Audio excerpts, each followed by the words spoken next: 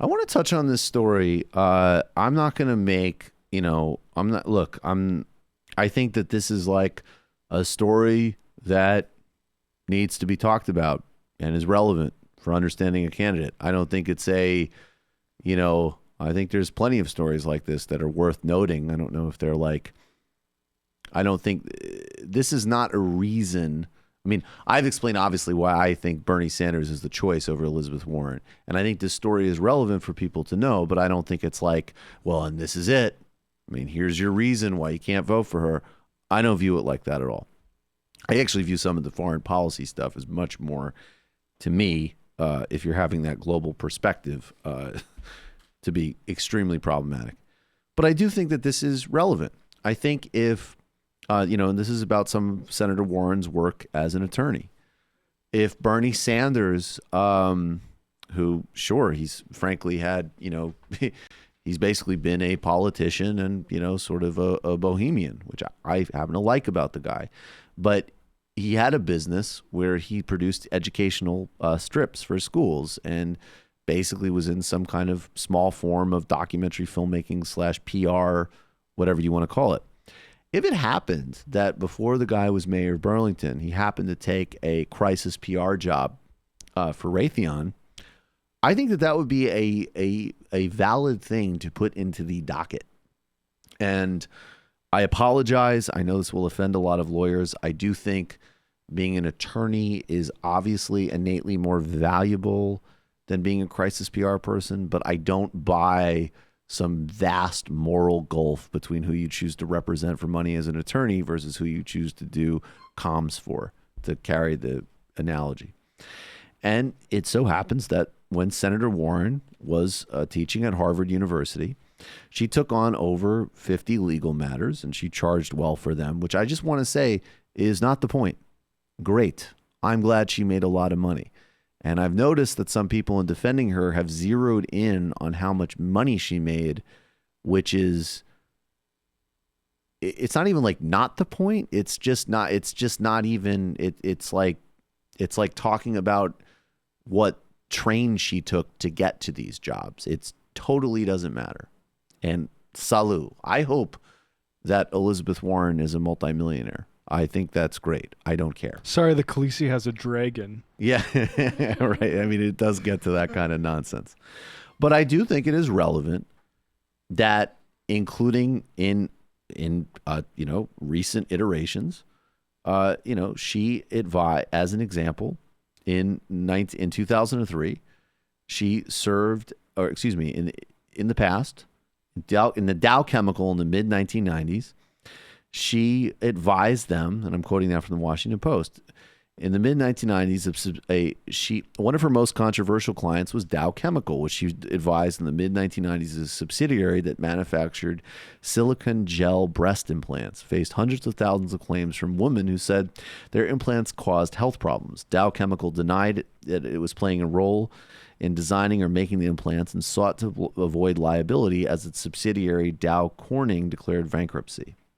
In this case, Elizabeth served as a consultant to ensure adequate compensation for a woman who claimed injury from silicone breast implants who otherwise might not have received anything when Dow Corning filed for bankruptcy, is I think the response from the campaign. So that's one. That's certainly not on the side of consumers to be representing a company that had silicone blowing up in women's chests, essentially. She also, and I think this is very troubling to me, she helped travelers gain immunity from asbestos litigation, and in a very significant case, help them settle a payment thing for consumers. And then when she left, they didn't have to face liability charges and didn't have to set up that payment. Right, but after, yeah.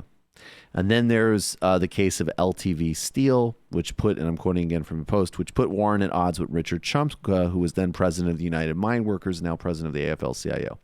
In that instance, Warren argued in a document to the Supreme Court to help LTV battle a new law that required it to put aside millions of dollars to fund health care for retired coal miners. According to the Globe, Warren maintained that she was supporting an important legal principle that would help workers receive needed aid sooner.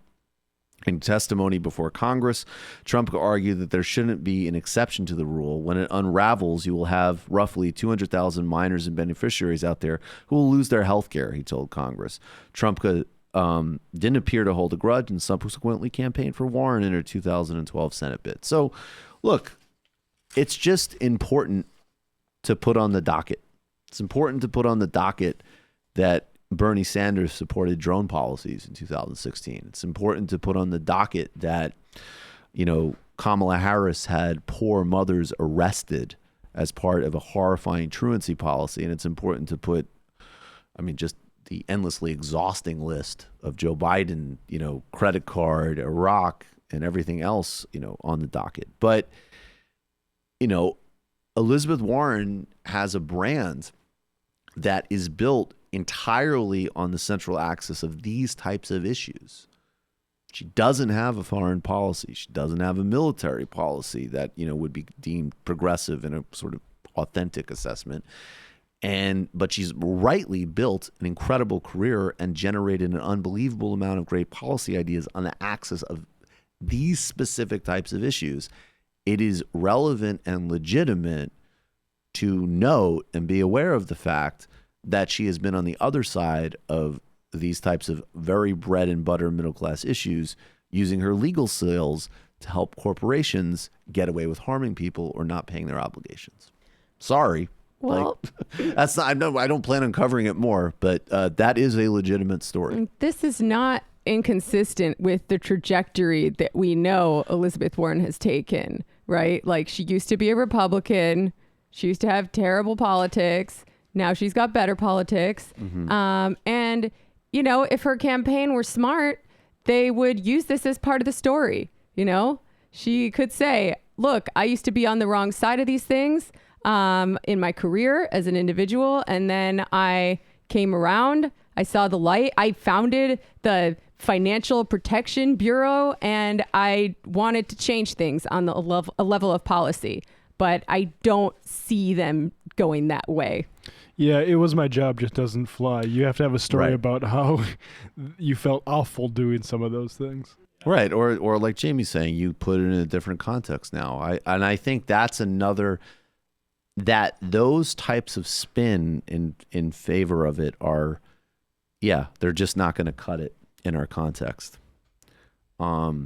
And frankly, with the, look, Sanders and Warren have, people are looking at them in a different way because they represent different things in politics. Yeah. I don't, Pete Buttigieg, there's a story we don't have time to get to today, a new story about Pete Buttigieg that, I believe it was a woman's son, it was something that, I forget the specifics of it. I don't have it with me, but something very serious and disturbing in South Bend, Indiana, involving a teenager. Buttigieg said, call, I'll follow up. Woman says he never followed up, right? Like, Beto O'Rourke speaks in word salads, takes money from oil companies. Like, there's nothing about these other candidates that Cory Booker's whole career was facilitated specifically by people like and including Betsy DeVos. You've got some candidates with some huge problems here, obviously starting with Joe Biden. So we also have to remember, whoever it is, as soon as they get into office, there are going to be powerful forces pulling them to the right. Without a doubt. And given the choices, like if we have a choice between somebody who's always had great politics and someone whose past is checkered, I'm at least going to go with the person who's been most consistent through the years, even knowing that that person will be subject to the same forces. Precisely. You're calling from a